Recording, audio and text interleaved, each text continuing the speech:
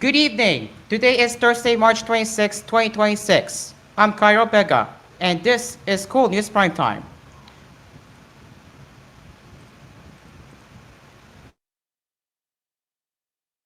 Broadcasted live on online radio box, V Radio app, 89.5 Manila SDR, Cool TV on Delsa Channel 11, and the official YouTube and Twitch channels of Cool TV and Cool News. We begin with our top story. The government has rolled out free rides across key roads in Metro Manila on March 26 and 27 as part of an ongoing nationwide transport strike.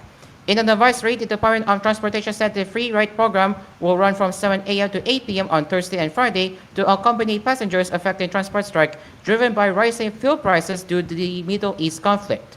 The DOTR said there will be free rides again today on certain routes in response to the President's order who may be affected by the transport strike. The free rides will run from 7 a.m. to 8 p.m. along with the following routes: Philco out to Cubao, Walcom Rondanda to Cubao, Lawton to Walcom Rondanda, Lawton to Pitex, Nactahan to Cubao, and Commonwealth to Fairview. The Office of the President, Department of Tourism, Department of Energy, Philippine Coast Guard, and Philippine National Police are among those offering free rides. The Supreme Court announced this Thursday that work in all first and second level courts in the National Capital Region will be suspended in light of the ongoing nationwide transport strike. According to Chief Justice Alexander Gesmundo, operations will be suspended starting from 2 p.m. with the exception of the hotlines that will still be maintained as directed. In a memorandum issued by Deputy Court Administrator for Regional Services, Reindelda Estacio Montesta, it said executive judges shall ensure that their stations, when necessary and predictable, have a sufficient skeletal workforce to act on urgent requests for bail, orders of release, writs of habeas corpus, and similar urgent reliefs. The Department of Budget and Management has allocated a 20 billion peso emergency fund for the Department of Energy's Emergency Energy Security Program, which involves procuring as much as 2 million barrels of fuel to boost domestic supply. In a statement on Thursday, the Department of Energy said the fund will be transferred to the Philippine National Oil Corporation and PNOC Exploration Corporation to purchase refined petroleum products, LPG supply augmentation, and domestic inventory stock building. The department said this decisive action demonstrates the administration's firm resolve to protect the Filipino people from external supply shocks and to ensure the continuous, adequate, and reliable ability of fuel across the country. It added that the allocation will strengthen the government's ability to respond promptly to supply disruptions, preserve market stability, and support the uninterrupted operation of critical sectors, including transport, food logistics, power generation, and industry. The funding is in line with President Ferdinand R. Marcos Jr.'s directive to ensure fuel security amid the global supply issue due to the Middle East conflict. President Ferdinand R. Marcos Jr. assured Wednesday that the country would have sufficient supply of all products even as beyond 45 days as the government is expecting the arrival of fuel deliveries. Marcos recalls that the administration has about 45 days of fuel supply as of March 20 and is procuring an additional 1 million barrels of oil for buffer stock. He also credits the success of ensuring oil supply to the good relations that we have with our partner countries around the world. And we are not stopping. Although the average now is running at 45 days supply, siyempre iba-iba, but the average is 45 days. Hindi natin tinitigilan. And again, I credit the success of this ensuring the supply to the good relations that we have with our partner countries around the world. And we have not only gone to our oil suppliers, the traditional oil suppliers, we have tried to explore other sources that are not affected by the war that is ongoing in the Middle East.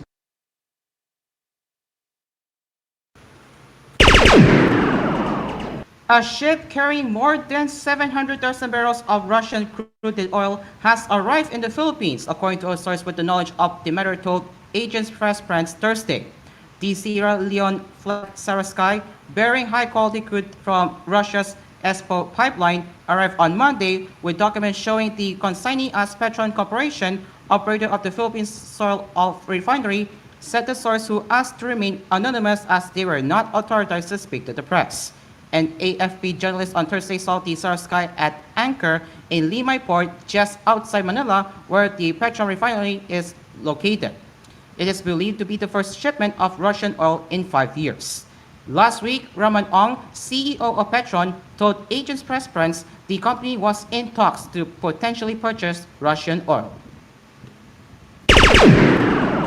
The Office of the Ombudsman this Thursday said they will comply with the order of a House panel to release the certified true copy of Vice President Sara Duterte's statement of assets, liabilities, and net worth.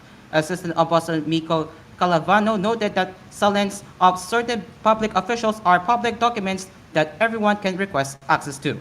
On Wednesday, the House of Representatives Committee on Justice issued a subpoena for a certified true copy of Duterte's silence. The Easter lights will affect the country tomorrow, March 27th. Mindanao will expect cloudy skies with scattered rains and thunderstorms with possible impacts of flash floods or landslides due to moderate and at times heavy rains. Metro Manila and the rest of the country will experience partly cloudy to cloudy skies with isolated rain showers or thunderstorms with possible impacts of flash floods or landslides during severe thunderstorms. The country felt its coldest temperature today at 22.7 degrees Celsius at 6 in the morning, while its hottest was at 2 in the afternoon at 32.5 degrees Celsius. Up next, the Sandigan Bayan has convicted ex-DPP executive Romeo Aguilar with 6 to 10 years of prison and bars him from holding public office for life. Don't go anywhere. Cool News Primetime will return after this.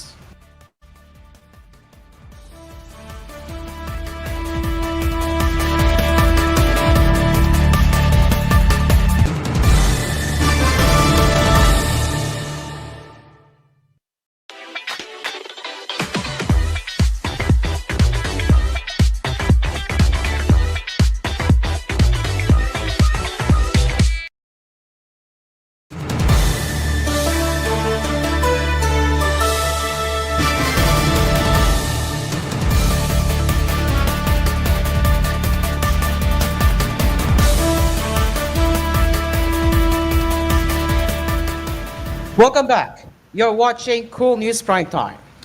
The Sandigan Bayan has convicted a former senior executive of the Development Bank of the Philippines over the undervaluation of a foreclosed property that cost the state-owned bank over 43.4 million pesos in losses 13 years ago.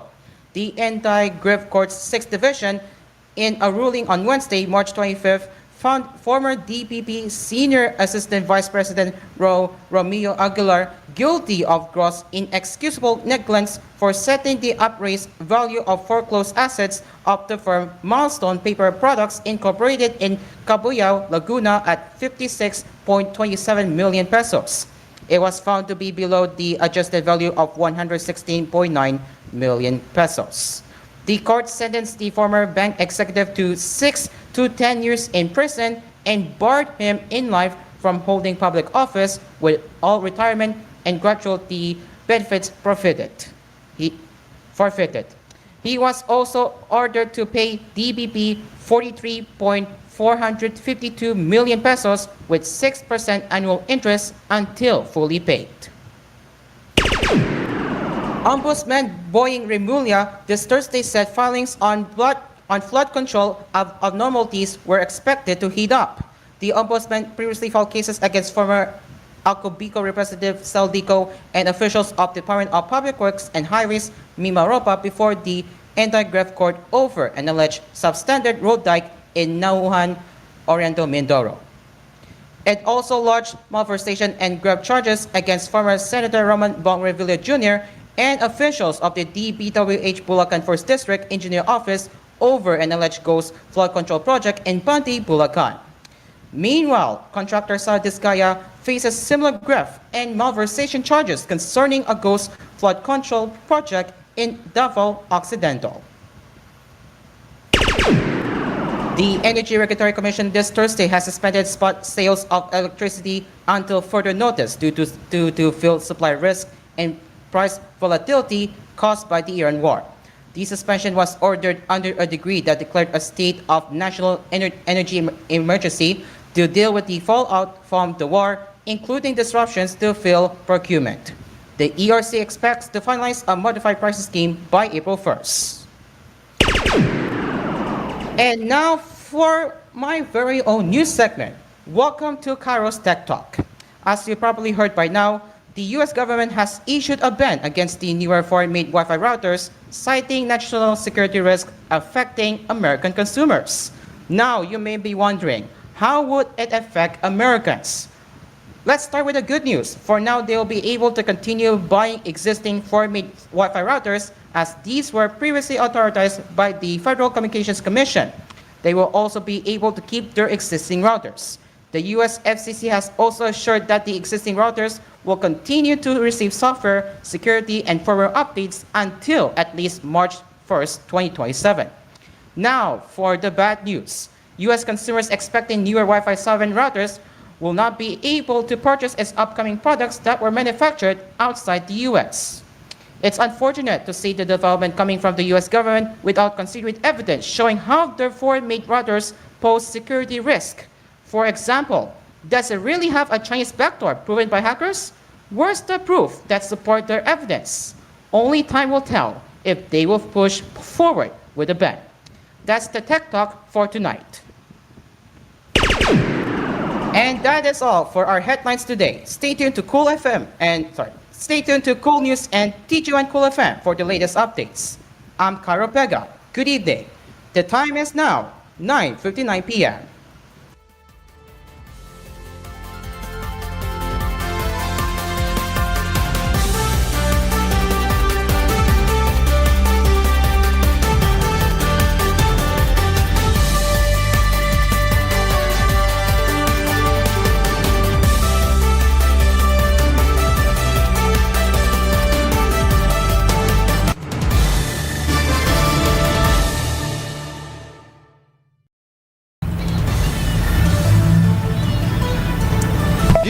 Gising na yung mga alipin!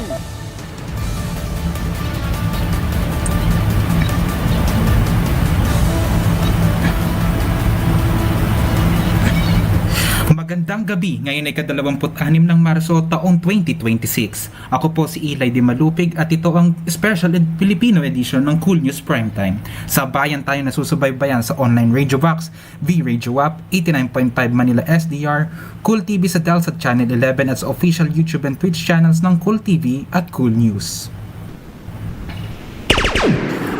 Sa gitna ng ikinasang 2 araw na transport strike ng grupong Manibela, agad na nagpakalat ng mga libreng sakay ang iba't ibang LGU sa kani-kanilang syudad sa Metro Manila para hindi maantala ang biyahe ng mga commuter.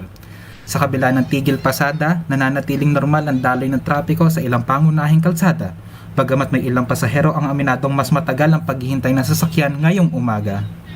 Giit ng mga grupong nagpaprotesta, layon nilang kalampagin ng gobyerno hinggil sa patuloy na pagtaas ng presyo ng langis na anilay nagpapahirap sa mga operator at driver. Mahigpit naman ang pagbabantay ng mga tauhan ng MMDA at PNP sa mga kalsada upang matiyak ang kaayusan at agad na makatugon sa mga pasaherong naapektuhan ng tigil pasada. Inaasahang magpapatuloy ang tigil pasada hanggang bukas, kaya pinapayuhan ng publiko na agahan ng pag-alis ng bahay o humanap ng alternatibong paraan. Dumating na sa bansa ang barkong Sareskay na may dalang mahigit 700,000 bariles ng krudo mula sa Russia sa gitna ng idineklarang National Energy Emergency. Ayon sa ulat, ang nasabing kargamento ay ididiretso sa refinery ng Petron sa Bataan para iproseso bilang dagdag supply sa bansa. Ito ang unang pagkakataon sa loob ng 5 taon na kumuha ang Pilipinas ng langis mula sa Russia bilang alternatibo habang may gulo sa gitnang silangan. Inaasahan makatutulong ang kargamentong ito para sapat na mapunan ang pangangailangan sa petrolyo ng bansa sa susunod na 45 araw. Sa dagdag pang balita, ayon sa Department of Energy, ngayong gabi, ligtas na dumaong sa bansa ang unang shipment ng inangkat na krudo ng ahensya na aabot sa mahigit 22 milyong litro. Ang hakbang na ito ay bahagi ng Emergency Energy Security Program ni Pangulong Ferdinand Marcos Jr. Target pa ng pamahalaan sa tulong ng PNOC na makakuha pa ng hanggang 2 milyong bariles ng karagdagang supply para sa bansa. Inanunsyo rin ni President Bongbong Marcos ang matagumpay na pag-drill at pag-test ng Camago 3 gas well sa Malampaya gas field. Ipinag-utos ng Office of the Ombudsman ang pagbuo ng isang special unit upang tuldukan na ang talamak na parking o pagkakaungkot ng mga kaso sa kanilang tanggapan. Partikular na tututukan ng bagong unit ang mga reklamo laban sa mga high-ranking officials na madalas umanong natatagalan bago maresolba. Ayon kay Assistant Ombudsman Miko Clavano, may mga kasong tumagal na ng hanggang 12 taon kaya't sa ilalim ng bagong polisiya, sisikapin nilang paikliin na sa 5 buwan ng proseso. 70 araw para sa fact-finding at 60 araw para sa preliminary investigation. Layon ng nasabing hakbang na pabilisin ang pag-usad ng hustisya at matiyak na hindi nagagamit ang pagkaantala ng kaso para makaiwas sa pananagutan ang mga tiwaling kawani. Tinawag na ironiko at kakatwa ni House Justice Committee Vice Chair Bel Zamora ang hindi pagsipot ni Vice President Sara Duterte sa pagdinig ng Kamara ngayong Miyerkules. Ayon kay Zamora, mismong kampo ng Vice Presidente ang humiling noon na idaan sa tamang proseso ng komite ang impeachment. Kaya nakakapagtakang tumatanggi silang humarap ngayon. Dagdag ni Justice Committee Chair Hervin Luistro, naging maingat lang ang mga mambabatas matapos ideklarang unconstitutional ng Korte Suprema ang unang reklamo laban sa Vice Presidente noong nakaraang taon. Paniliwanag din ni Vice Chair Jonathan Kit Flores na strikto lamang na sinusunod ng panel ang utos ng kataas-taasang hukuman. Natutukan lamang sa mga isyong naganap habang nanunungkulan si Duterte bilang Vice Presidente.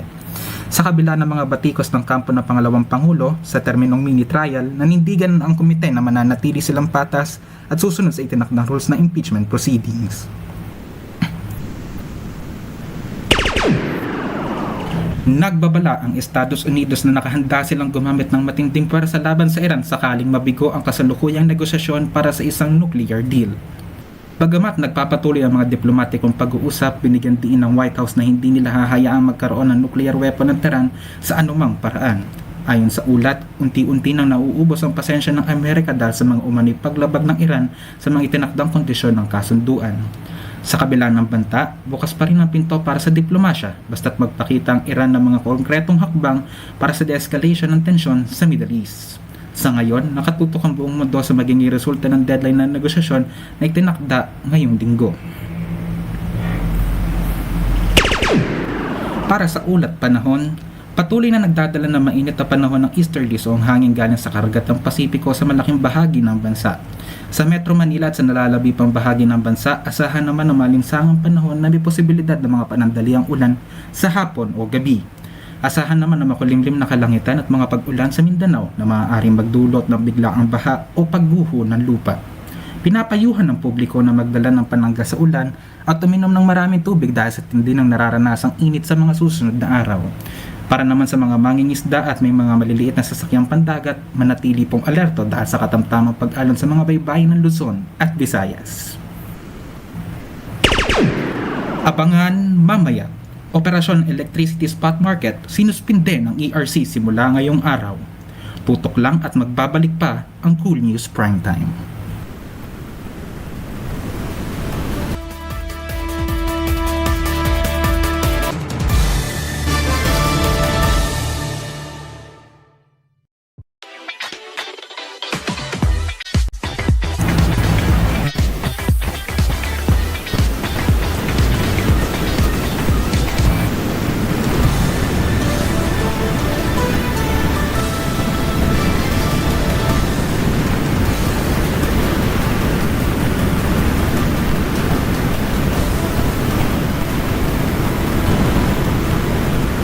Nagbabalik ang Cool News Primetime.